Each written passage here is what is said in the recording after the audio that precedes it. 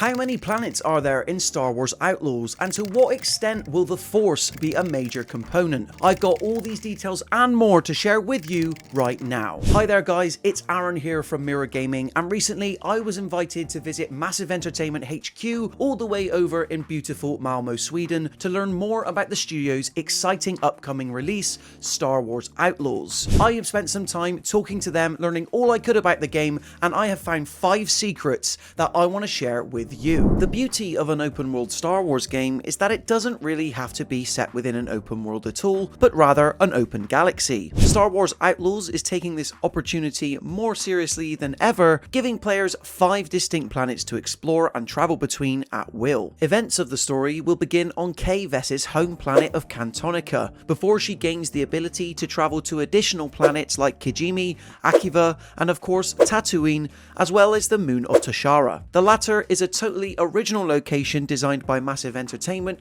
in collaboration with Lucasfilm Games. All 5 planets were selected by the team for each's unique style of biome and environmental makeup. Tatooine obviously being desert-based, while Kijimi, first glimpsed in Star Wars The Rise of Skywalker, is centered around snow and the cold. It's not just the worlds themselves that Kay and Nix will be able to hop between though, but rather what Massive Entertainment is calling the orbital regions around them too. This indicates that there will be plenty to see and do in each planet's orbit, as well as actually on them. Being a scoundrel in the Star Wars universe is commonplace, true, but that doesn't mean that Kay's mischievous actions won't go unnoticed.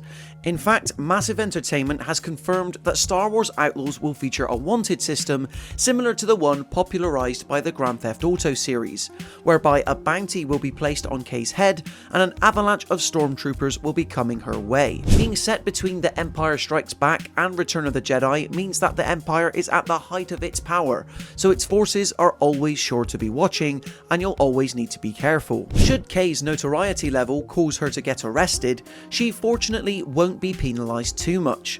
Massive Entertainment told me that should the titular outlaw get arrested, it will cause a game over screen to pop up, at which point we'll catch up with Kay sometime after when she's free again. She'll then have the chance to recoup any lost coin from a specific location on the map. Hopefully, players will be able to avoid getting a game over though, since Kay's reputation with the main 4 criminal syndicates, the Hutts, Pikes, Crimson Dawn and the Ashiga clan, could see them come to blows with the Empire's forces, serving as an ideal distraction. Being set sometime after the Battle of Hoth's events between episode 5 and 6, Massive Entertainment is pulling out all the stops to ensure that Star Wars Outlaws looks and feels like it's a part of that original Star Wars trilogy. Sure, this means having characters' hairstyles period accurate to the late 70s and early 80s, but it also means nailing the vibe from a pure presentation perspective too. This meant making some significant adjustments and tweaks to the game's camera lens. Creative director Julian Garrity explained that the Star Wars Outlaws team worked, quote,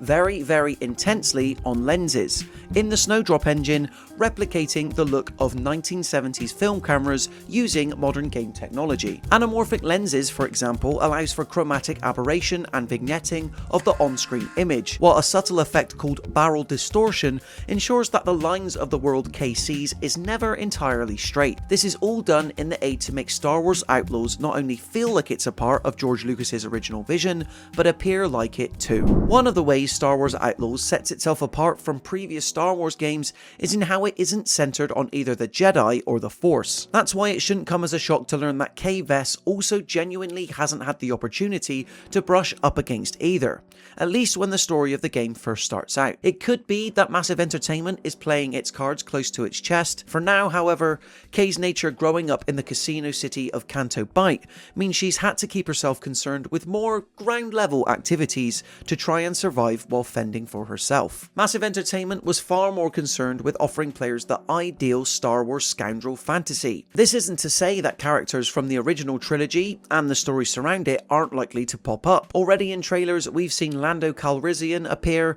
playing a game of Sabacc. The team has also confirmed that Lady Kira from 2018's Solo: A Star Wars story will appear as the head of the Crimson Dawn crime syndicate too. No Jedi or Force users have been confirmed in Star Wars Outlaws yet then, which makes sense given that it takes place at a time when most are in hiding anyway. It might sound rich for a game coming from the publisher behind Assassin's Creed Valhalla, but Massive Entertainment made it explicitly clear that Star Wars Outlaws is an open world game, quote, designed to be finished. This indicates that completing the main story won't take in excess of 50 or 60 hours. Nowhere near that, in fact. Instead, Kay's nature to sneak, blast and investigate her way through all 5 planets will be a lot more manageable, made up of a mix of story-focused missions and objectives alongside a ream of optional challenges and sights to see. This approach is a refreshing one when compared to the most recent Assassin's Creed entries, or even Massive Entertainment's previous 2 The Division games. Of course, the major difference with Star Wars Outlaws is that it's an offline, single-player open-world action-adventure, much more along the lines of the studio's last release,